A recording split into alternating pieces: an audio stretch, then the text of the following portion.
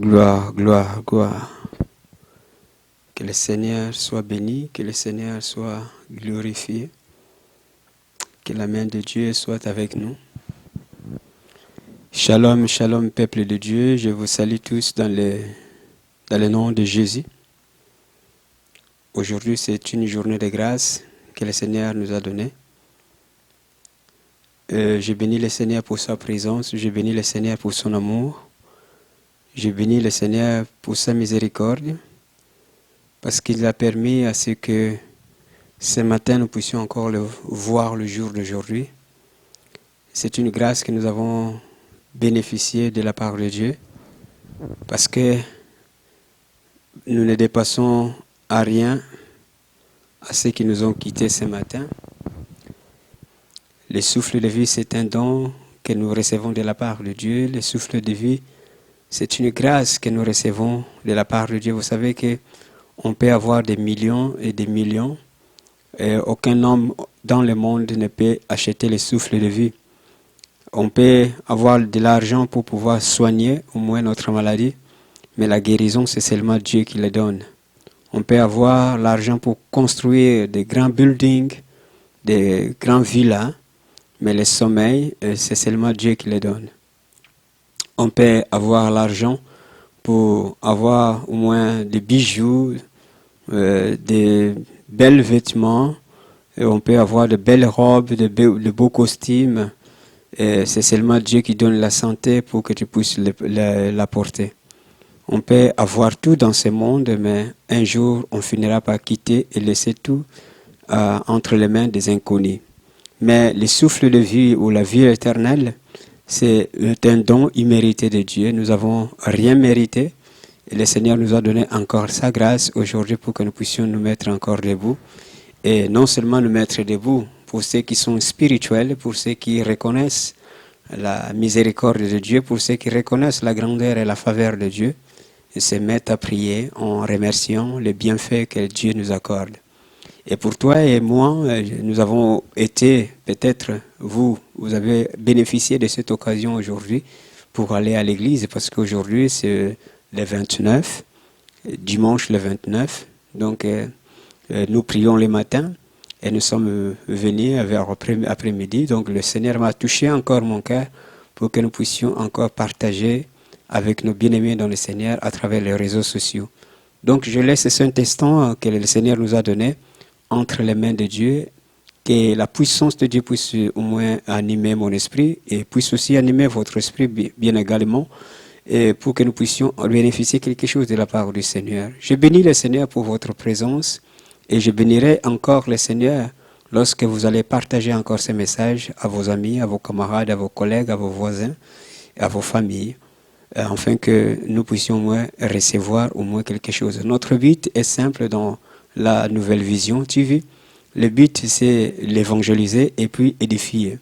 Évangéliser, c'est-à-dire appeler à ceux qui sont encore assis dans les royaumes de ténèbres pour qu'ils reçoivent les royaumes de la lumière. Et ensuite, ces personnes-là, on doit les transmettre la parole de Dieu en vue de bâtir leur foi. Car la Bible déclare qu'il est bon et agréable à notre Dieu qui veut que tous soient sauvés et que tous parviennent à la connaissance de la vérité. Vous savez que lorsque vous êtes ignorant, l'ignorance peut vous tuer.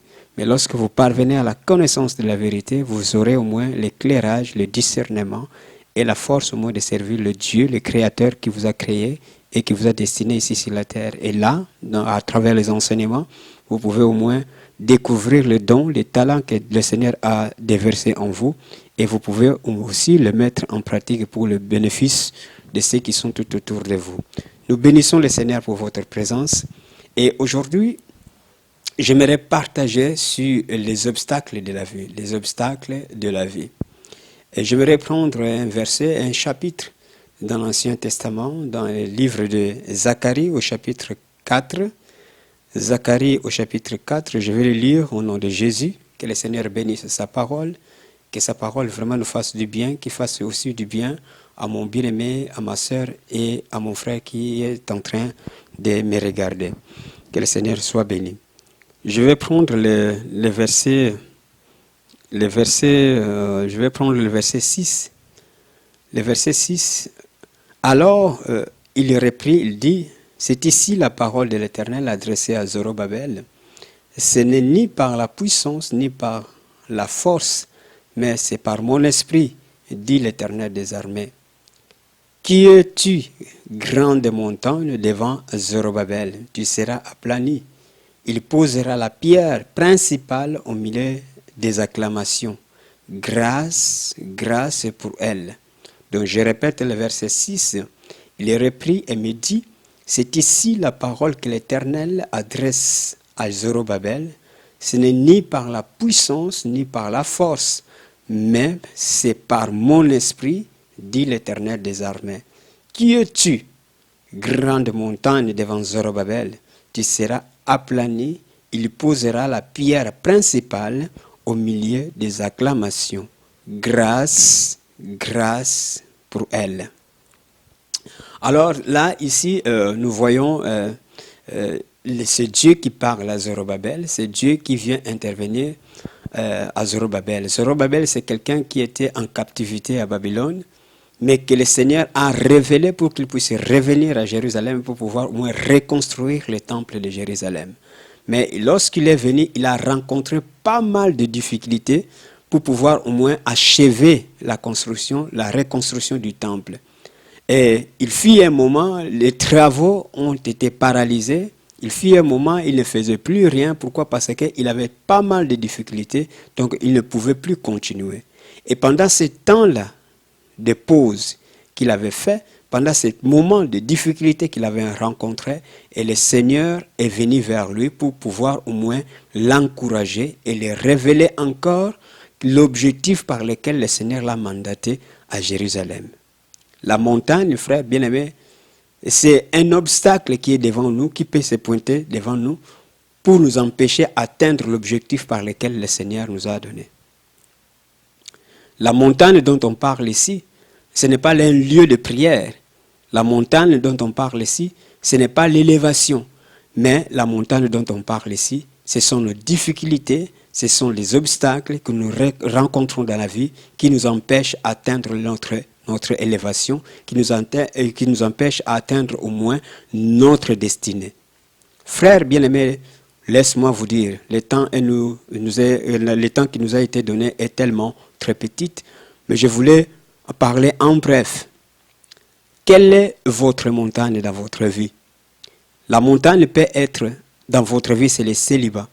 Donc vous cherchez tellement le mariage, vous n'arriverez pas à vous retrouver. Ou peut-être vous avez déjà été marié, mais le premier mariage, le deuxième mariage, le mariage ne tient pas toujours. Et vous vous posez la question, qu'est-ce que je fais du mal pour mériter de tels échecs? La montagne peut aussi signifier votre maladie. Ça fait longtemps que vous combattez contre la maladie et vous n'arrivez pas à être guéri. Et la montagne peut aussi signifier au moins le chômage. Ça fait longtemps, vous êtes diplômé, vous avez un certificat, vous avez un boulot, vous avez tellement de talent dans votre vie, mais vous n'arrivez pas à trouver du travail. La montagne peut aussi signifier au moins la stérilité.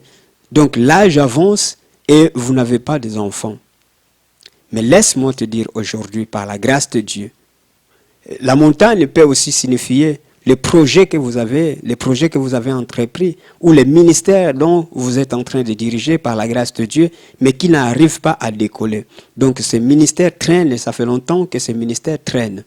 Mais laisse-moi vous dire encore cet après-midi que tellement que vous avez fourni les efforts par votre intelligence, par votre esprit, vous avez fourni les efforts par votre propre force, par votre propre sagesse. Mais aujourd'hui, laisse-moi vous dire que le Seigneur est venu vers toi pour te dire que ce ne sera pas sur ta force, ça ne sera pas sur ton esprit, mais c'est par mon esprit. Laisse-moi vous dire, frères bien-aimés, dans le livre de Jean, chapitre 15, le verset 5, la Bible nous déclare, Jésus est en train de dire à ses disciples que sans moi, vous ne pouvez rien faire. Sans l'Esprit de Dieu, tu ne peux rien faire. Surtout en matière de la spiritualité. En matière de spiritualité, tu ne peux rien faire si tu n'as pas Dieu.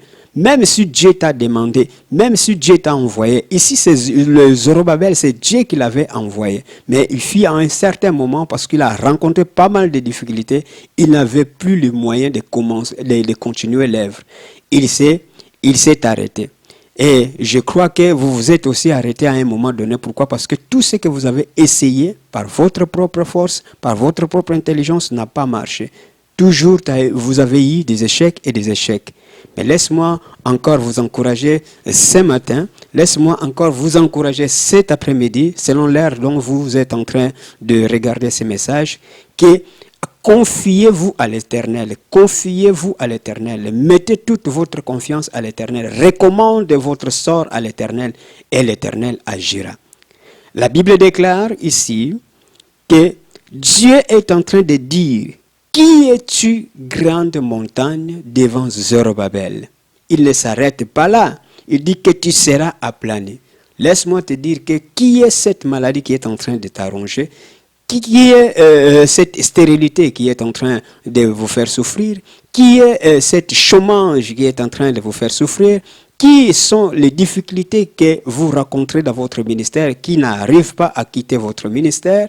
Mais à partir d'aujourd'hui que vous êtes en train d'écouter ces messages, elle sera aplanie. Ça, c'est une parole d'encouragement que le Seigneur est venu donner à son serviteur Zorobabel. Et c'est cette parole d'encouragement que je vous donne aussi, que cette montagne qui est en train de barrer votre route, cette montagne qui est en train de barrer votre destinée, cette montagne qui est en train de barrer votre projet, elle sera aplanie. La parole ne vient pas des hommes, la parole ne t'est pas adressée des hommes, mais la parole, elle vient de Dieu lui-même qui dit que cette montagne sera aplanie. Cela veut dire que votre stérilité prendra fin, votre célibat prendra fin, votre maladie, elle sera mise à l'écart.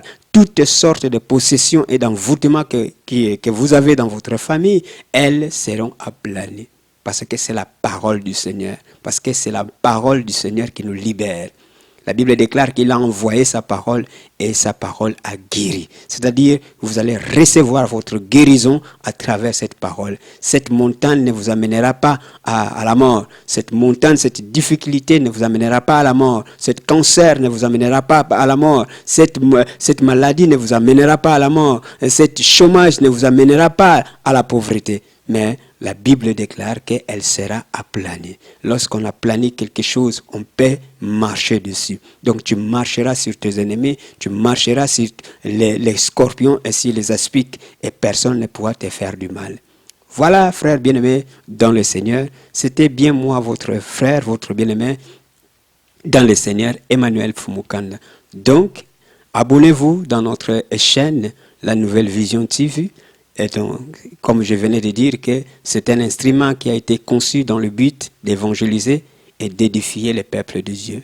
Les peuples de Dieu. Abonnez-vous massivement et partagez aussi les messages qui sont déjà là. Partagez-les avec vos bien-aimés dans le Seigneur, afin que les peuples de Dieu puissent au moins en tirer au moins quelque chose de bien. Que le Seigneur vous bénisse et je compte sur vous. Gloire au Seigneur.